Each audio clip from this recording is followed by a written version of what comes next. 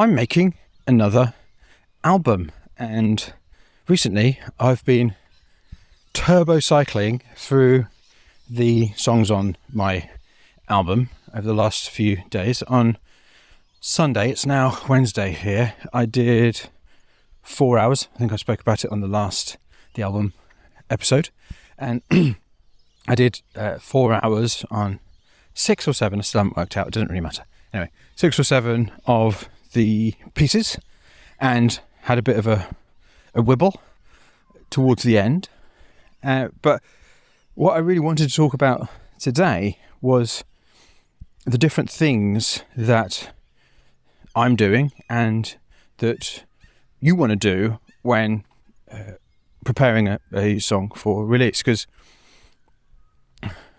something that I'm fairly sure about is that most people want to, in terms of the different stages of the process, say, okay, now I'm in release, all I'm doing is this.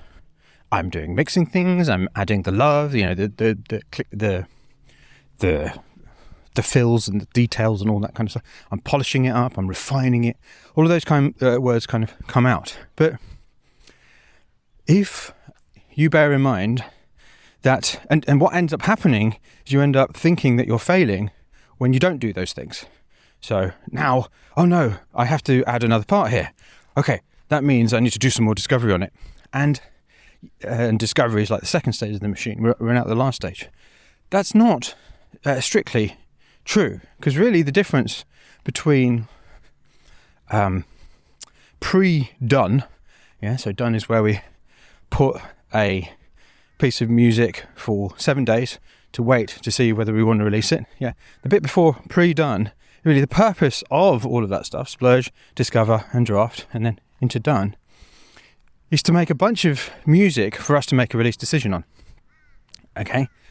And it needs to get to a certain stage in order for there to be enough in that piece for us to know we want to release it. And when I say know we want to release it, I don't mean feel we want to release it. I mean know. Because knowing includes both, yes, this is something that I'm excited about, that I want people to hear. This is something I want to finish. So it's almost like you like it. Yeah, it's a want thing. It's a feeling thing. But also know that you can, right? That's the other side of the equation, which is, if I do a splurge and it's just an 8-bar loop, and by the way, I don't tend to splurge 8-bar loops, although you can if you want. I tend to kind of arrange things immediately. But anyway, so let's just say I splurged out an 8-bar loop in 5 minutes, and it just was like a groove with a bass line. But what I was actually doing was writing songs. But just from that groove with the bass line, I say to myself, I know I want to release this. That isn't done, right? It can't be described as being done, because you cannot say for sure, I can definitely finish this, because there's too much about it that you don't know. Yeah, there's too many unknowns. You need to do more work on it to actually find out if you want to release it. So that is what happens before done. After done, when you've sorted the stuff and you've moved the stuff that you either don't know, if you want to, just picking up a stick, I'm in the spider forest, so I've got to clear cobwebs as I'm walking, otherwise I end up getting cobwebs in my face. Anyway, so once you've put things into done, you sort them and say, yes, okay, I want to release this, and I can't be 100%, but I'm almost sure that I know how to get it to release. Yeah. So it would need a fair amount in there in order for you to be able to say that. So those go into release. The ones where you're saying, okay, I don't know, I don't want to release this, I'm not into it. Okay, well that goes into sketchbook, fine, no problems. Or, yes, I like this, but I'm not sure how to do it, and I've been working on it, so, I've done so many sessions on it, and I'm still not sure what to do. Well, those types of things also go into the sketchbook. So the ones that end up in release are things which you want to release. You like them. You have that feeling. You're excited about them maybe, and you're fairly sure, sort of 80% plus sure, that you know what you need to do and that you can do it. Yeah, in the time available is another important qualifier there. Yeah. So those are the things that end up in release. Now, obviously in that, when I frame it like that, you can see that a lot of the stuff in my release column that I'm cycling through are in various different states. Yeah, it's not that, some of them just need a bit of spit and polish and this, that and the other, but some of them don't. Some of them need more than that. It's just I'm fairly sure I know what I need to do. Yeah. So why? Why is this? Why does it work like this? The reason it works like this is because this is how it works. This is how the actual creative process works. If you think about the music machine as being a map of the creative process, of the different stages of the creative process, and what you will notice, and this is what makes it confusing and seem irreducible in the way that I'm reducing it in the music machine, but it's not. It's like, what makes it confusing is the fact that each stage, each stage of the creative process is fractal. So in other words, let's just talk about it. Let's keep it simple and talk about it in terms of the two different approaches that you must take in the creative process. There's many more, but here's one way of looking at it. So there's divergent thinking. So in other words, more and yes, widening your horizons, looking outwards, adding stuff, not editing. Brainstorming is a great example, which I call thought-nadoing. But so there's that approach, which is a little bit similar to putting the accelerator on. Then the other side is the convergent approach that you need to take, which is no, but not this. Improvement, editing, deleting, moving, removing. That is a little bit like putting the brakes on. You're still making progress, but it's a very different mindset. You have to do different things. And this is one of the reasons people get so messed up at the start of the process, because they often say, I can start ideas, no problem, I just can't finish them. That's usually, well, often, not always, but often because they're trying to finish things at the start, right? Rather than letting them happen and seeing what happens. So we've got divergent, which is the first half, in scare quotes, of the creative process, and the convergent approach, which is the second half of the creative process, in a macro sense. But when you look at each of those stages, let's take release. When something first goes into release, which means preparing it for release, and you listen, there are going to be some pieces that you realise, well, there's more to do on. You maybe need to write a few parts, or maybe you need to move a section around, or maybe you think, actually, to solve this problem, I need to do something extra. So that is convergent. No, sorry, divergent. That is divergent. So there is a divergent half to release. Similarly, in splurge, well, at the end of a splurge, when you are splurging, for instance, you are deciding what to do. So the act of deciding, saying yes, means saying no to everything else. Right? Whether you actually perceive that you are or not, whether it just kind of feels like it's coming out freely and flowing, which when it does is very exhilarating. Someone else isn't deciding for you, no matter what people say. You are deciding. Yeah, it's not your conscious you. So it can feel like someone else is deciding, or that something is flowing through you. In fact, I use that language all the time. But it is still you that is deciding, as far as we know, as far as we can verify, which is what I'm going with. So there is a convergent part to splurging as well. So what I've been doing in the main over the last week or so is more of the divergent type of releasing, of release preparation. And how I've been doing this actually came from my singing teacher, who's a wonderful Make Music Live coach called Laura, and she got it from me.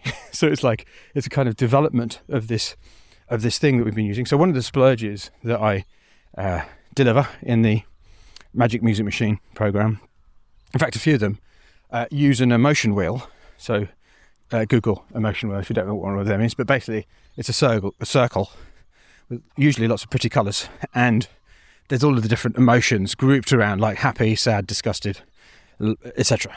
Okay, and so you've got all of these many different emotions that you can draw from.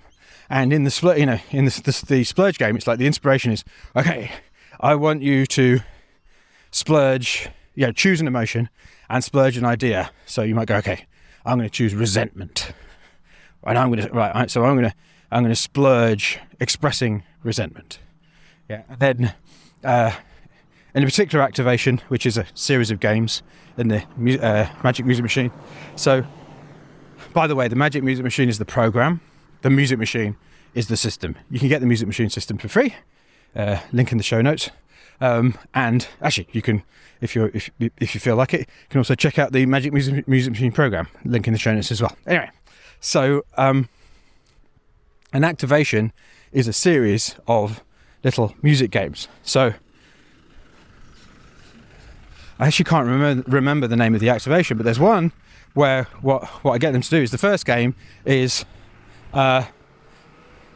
splurge an idea using an emotion that I remember, it's called towards and away. So splurge an idea expressing an emotion that you often like to move towards.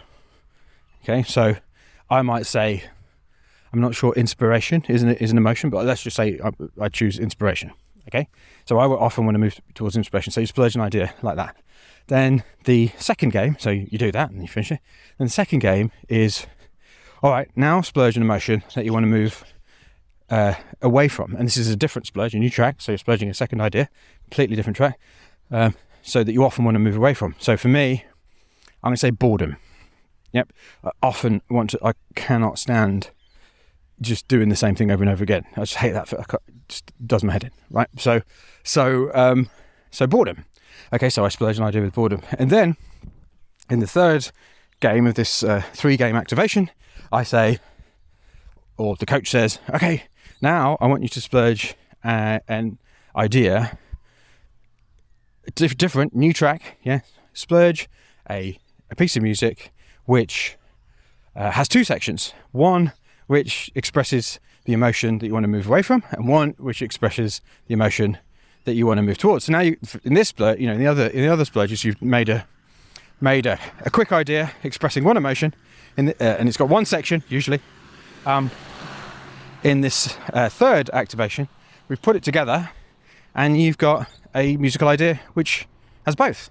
One section expressing the emotion you want to move away from, and one section expressing the emotion that you want to move towards. Now,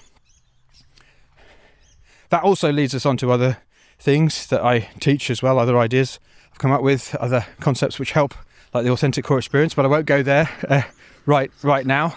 But essentially, focus, Michael, stop squirreling. Right, so essentially, sorry, there's lots of cars around as well, and people walking at this time of day. It's early in the morning, so I'm getting a bit distracted by everything going on.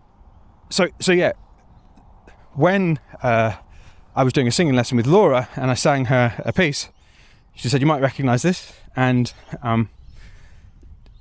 she brought up the emotion wheel and she said, which of the, what sections of this song are you, which emotion are you expressing? Which was an absolutely mind-blowing thing for me, because it really helped me in lots of ways with my fear of singing and fear of being out of tune and all that kind of stuff. So I've then taken this and applied it to my release preparation, the more divergent half of the release preparation. So with the pieces that require it, I've gone, okay, let's get very clear about what the emotional arc of this piece is. And how I've got clear on that is by reviewing or getting clear on what the purpose of this piece is. Okay, so the purpose of this piece, let me think of an actual example.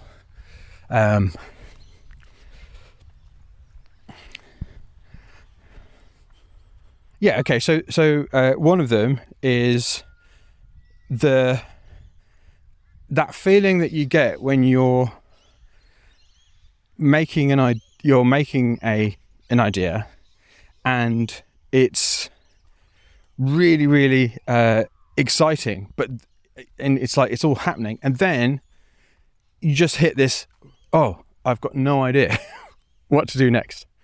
Yeah, like actually in the creative process, you know that thing, and you're like, oh, this is great, and then all of a sudden it's blank. There's something there. So I've got this piece that is expressing that. So in that piece, I direct listen to it, and then I say, okay, so, and I even put this on the timeline at the top of the door. So I've got the recordings in there, and on the timeline, I've actually got markers which are saying, and also in the lyrics when I'm re-singing them and everything, I actually put in capitals what these emotions are. So, and I can't remember the exact, I think it was, yeah, it starts with anxiety. So I don't know what to do in situations like this. Yeah. And that anxiety rising, I think is what I wrote. And then the second section is expressing panic. Yeah, because oh no. Ah. And then I think it ends on confusion. So there I've got three different emotions, or something similar to emotions. And essentially what I've been doing with the pieces in release to find out what the problems are, to get clarity on them, is to say to myself, all right, what are the problems? Like, now I know that this is the purpose and this is the emotional arc. What are the problems in relation to that? In what way is the music not expressing that arc and that purpose?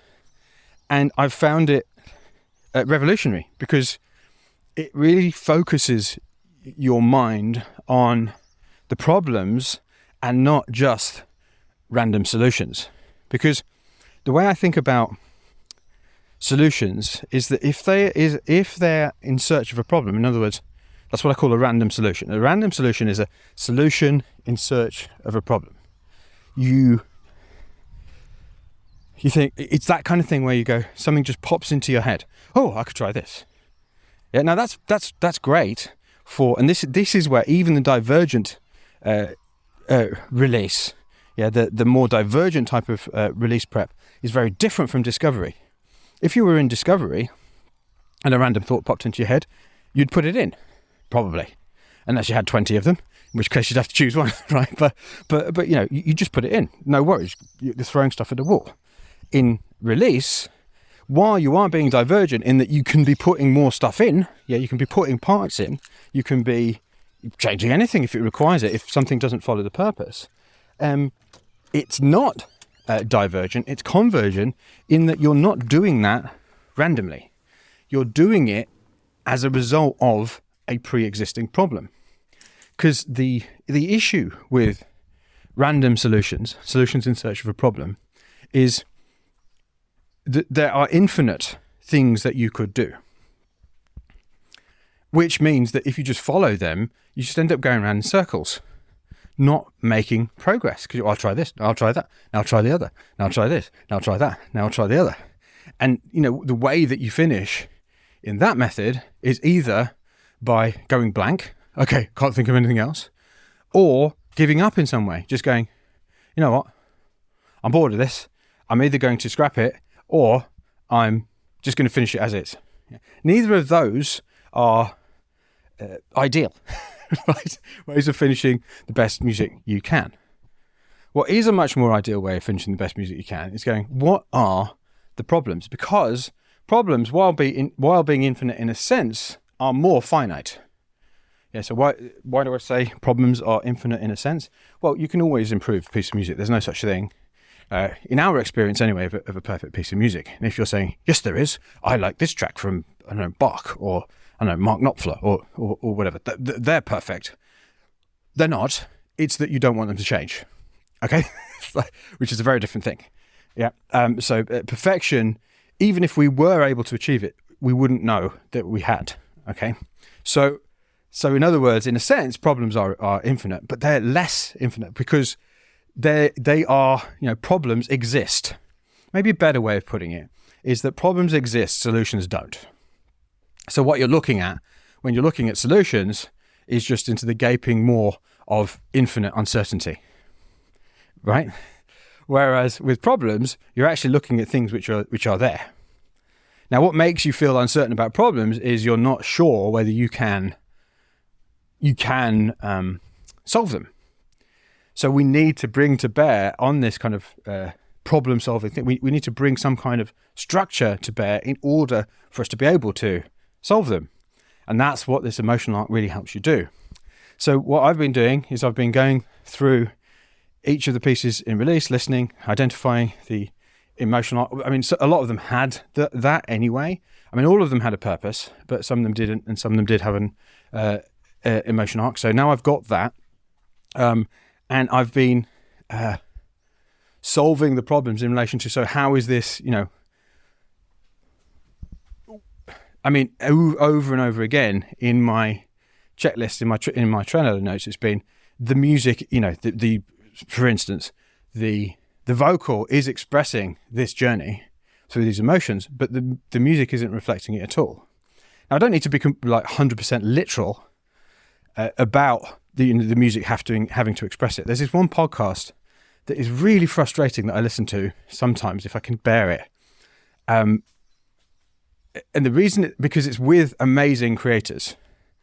I can't remember what it is. I'm sorry. But it's with amazing creators of all kinds, musicians, artists, novelists, and it's not Song Exploder because that's great. But what makes it really annoying is the backing music. It's got this backing music through it, and the backing music is always way too literal in terms of like what the person is saying. So it might be like the creator, I don't know, the person who wrote this, they had the two writers of Frozen on there, for instance. And, it might go, so I was feeling uncertain. And it'll go, the music goes, and then I had an idea. Bing! And it's just really like, oh, God, give me a break. It's so, I'm rarely critical. I try not to be too critical. But I just find the music so like, oh, come on. It's a little bit like a really bad version of Prokofiev Peter and the Wolf. Like that, where it's just the music is expressing what is being said too closely. So I'm not necessarily saying that the music needs to express this emotion art like that, but quite often, in fact, maybe even in the majority of the pieces, there wasn't anything to suggest that this was the emotion arc. The only thing that was suggesting that was the vocal performance, which is fine. And I mean, it's obvious that this would be the case because I hadn't come up with the help of Laura, of course, hadn't come up with such a clear kind of, okay, so this is how this helps, idea for how to discover problems. So it's understandable, but essentially I'm very much looking forward to the next album, which I'm starting I've kind of started it already, I guess. So I'm immediately making a sixth album. So, and I'll probably do another podcast episode about that and why and stuff. But anyway, so for the next album, for the finishing the next album, I'm very excited because I think it's going to be even easier. It's going to be much quicker and much more effective, kind of what I do at various different stages, because I will have already defined these things. And by the way, in saying I've defined these things, it is flexible. So I'm so this is what the emotion arc it was in Discovery. I'm free to change that at any time. But having that kind of model is really going to help and save time at the end. But already what I've found in doing this, I mean, it's quite extraordinary. I've never experienced such a frictionless I mean, there is friction, but compared to before, I've never experienced such a frictionless kind of moving things forward in release as I have this time. Because what I've realized is that when you focus on what the music is trying to express, you realize that there's very few things that you need to do in order to make it work, right? And it's if you think about when you're finishing a piece of music, what can end up happening is it can end up being like a telescope. So you think it's all nearly done. You put it into release, and then all of a sudden you've got less details to focus on. So that means that all of your focus goes much deeper, which is a good thing, right? All of a sudden you think, oh my God, there's infinite things I need to do here. And that's when you open the door to, oh, I could try this, I could try that, I try that. Or I just, I'll spend 5 million hours fixing this hi-hat rather than actually fixing the problem with the bigger problem with the piece. That often ends up happening because you kind of search for certainty in this kind of endless list of solutions. Okay, I'll just do something that I know I need to do. And what this way of doing things has done has meant that the pieces are improving much quicker with a lot less action needed. Because I'm going, okay, this is a serious kind of fundamental problem with the music. And fundamental problem doesn't mean it's bad. It just means it needs to be sorted. So I'll give you an example. I think it was in the piece. No, it wasn't in that piece. It was another one. So it was in a piece that's similar. It's the next one on the album. So there was this piece, and I realized the same problem, that the music wasn't reflecting the emotion arc. And I kind of explained the problem and then came up with a number of different solutions. And I realized there was just one thing that I needed to do. There's one single, I just needed to add this pad sound that I'm using all over the album. Just needed to add a part, just play in a part with this pad sound. And I mean, I was thinking, before I'd identified what the actual problem was, I was thinking that I needed to change the end of the piece. I added this pad part into the middle of the piece. It was just this, this extra thing. And all of a sudden, the whole piece worked. So I'd done one thing that took me about 10 minutes. And it stopped me from going down a rabbit hole. Because, this other thing that I thought I needed to do was essentially a solution in search of a problem. I was kind of flailing about. So what I've found is that by using this divergent kind of problem solving. So yes, when I say divergent, that refers to, okay, so you are able to add things, you are able to change fundamental things about the music, but in a convergent area of the process because it's related to actually solving problems. I have made way more progress much quicker than I thought possible.